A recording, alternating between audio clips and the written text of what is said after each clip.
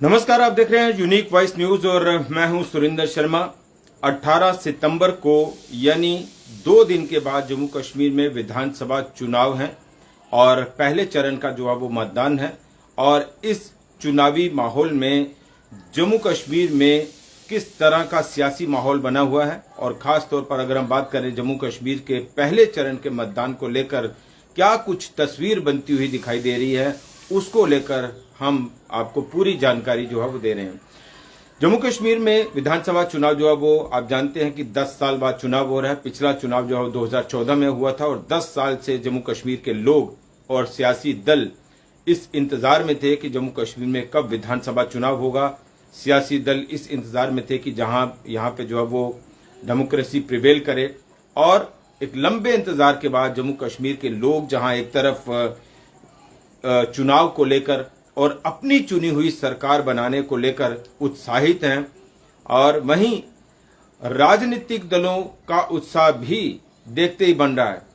और बड़ी बात यह है कि जम्मू कश्मीर में 90 सीटों पर विधानसभा चुनाव हो रहा है और आप अंदाजा लगाइए कि चुनाव में वोट डालने वाले जो हैं वो इस वक्त इंतजार कर रहे हैं कि कब चुनाव हो, वोटिंग शुरू हो, कब नतीजे आए और लोग अपने उम्मीदवारों की जीत का जश्न मनाएं। वहीं चुनाव लड़ने वाले भी कम नहीं है। चुनाव लड़ने वालों की तादाद भी इस बार अच्छी खासी है।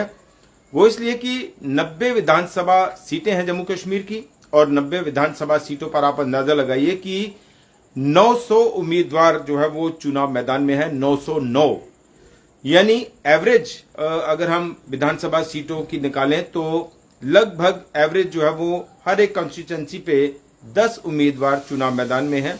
कहीं 8, कहीं 11, कहीं 12 इस तरह से हो सकते हैं, लेकिन एक एवरेज कैलकुलेशन जो है वो हम दिखा रहे हैं, आपको बता रहे हैं कि 90 सीटों पर 909 उम्मीदवार जो है वो चुनाव लड़ रहे हैं जम्मू कश्मीर में विधानसभा का। और 1127 लोगों ने जो है वो नॉमिनेशन भरा, फॉर्म भरे और उसमें से 164 उम्मीदवारों के जो नॉमिनेशन है, फॉर्म है, वो रिजेक्ट हुए और 54 उम्मीदवारों ने विड्रा कर लिया, यानी नाम जो है वो वापस ले ले। और इस वक्त फाइनल जो है 909 उम्मीदवार 90 सीटों पर चुनाव लड़ रहे हैं।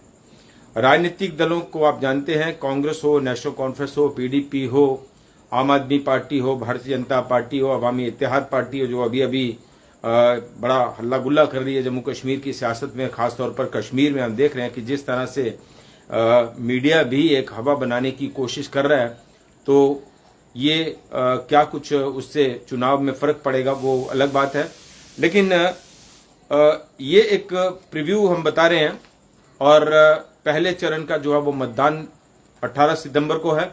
24 सीटों पर मतदान होगा और इन 24 सीटों पर कौन कौन से बड़े दिग्गज नेता चुनाव लड़ रहे हैं वो भी हम आपको पूरी जानकारी देंगे और किस तरह का माहौल इन सीटों पर बन रहा है वो भी हम आप तक अपडेट दे रहे हैं। फिलहाल ये हम बता रहे हैं एक ओवरऑल प्रीव्यू, और इसमें 24 सीटों में से 16 सीटें कश्मीर डिवीजन से हैं जिन पर चुनाव हो रहा है पहले चरण का, और 8 सीटें जम्मू डिवीजन की हैं जिसमें चिनाब वैली, डोडा, रामबन और किश्तवाड़ 3 जिलों के 8 विधानसभा सीटें जो है वो उस पर चुनाव हो रहा है पहले चरण के मतदान का।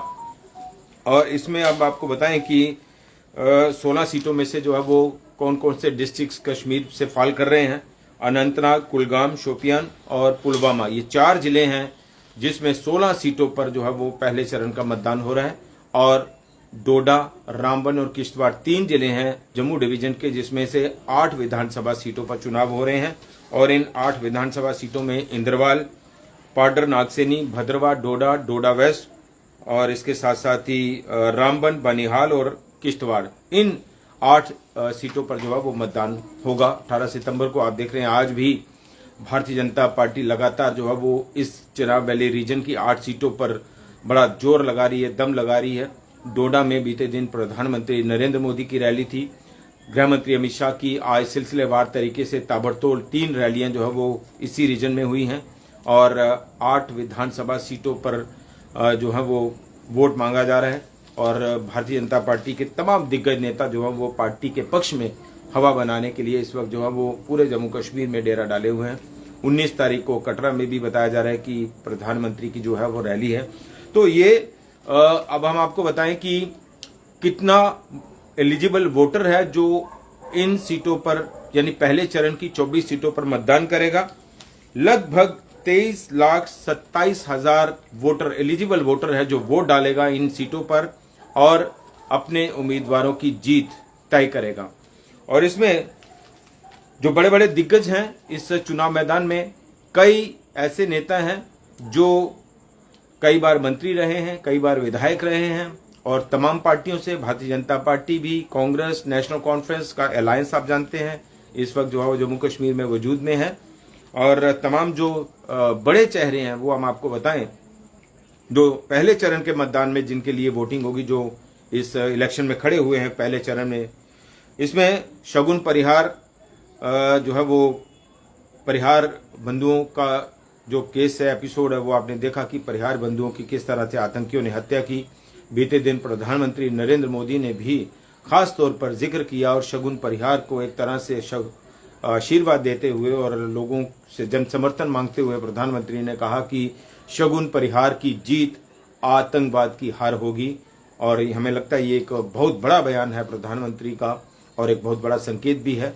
और शगुन परिहार और चनाब वैली में 8 सीटों पर भारतीय जनता पार्टी के उम्मीदवारों के लिए उन्होंने सीधा सीधा वोट मांगा, वोट की अपील की।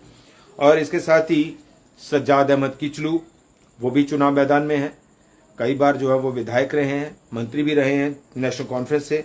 सुनील शर्मा और इसके साथ ही दिलीप परिहार, महबूब इकबाल, ये वो कैंडिडेट्स हैं जो हम आपको बता रहे हैं कि जिनका फर्स्ट फेज में जो है वो वोटिंग हो जाएगी और इनके भाग्य का फैसला जो है वो ईवीएम में बंद हो जाएगा पहले चरण के मतदान में। ये तमाम दिग्गज जो है वो पहले चरण में जो है वो चुनाव लड़ रहे हैं।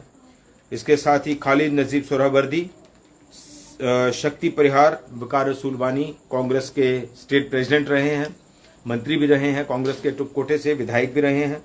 महबूब बेग और इसके साथ ही महबूबा मुफ्ती की बेटी इल्तिजा मुफ्ती वो भी पहले चरण में चुनाव लड़ रही हैं, यानी पहले चरण में ही उनकी कॉन्स्टिट्यूंसी का जो इलेक्शन है वो भी है। और जीए मीर, गुलाम अहमद मीर कांग्रेस पार्टी के स्टेट प्रेसिडेंट रहे हैं, मिनिस्टर रहे हैं। वाहिद परा जिन्होंने अभी हाल ही में पार्लियामेंट इलेक्शन लड़ा पीडीपी के कोटे से लेकिन हार गए, लेकिन अभी वो विधानसभा चुनाव जो है वो लड़ रहे हैं।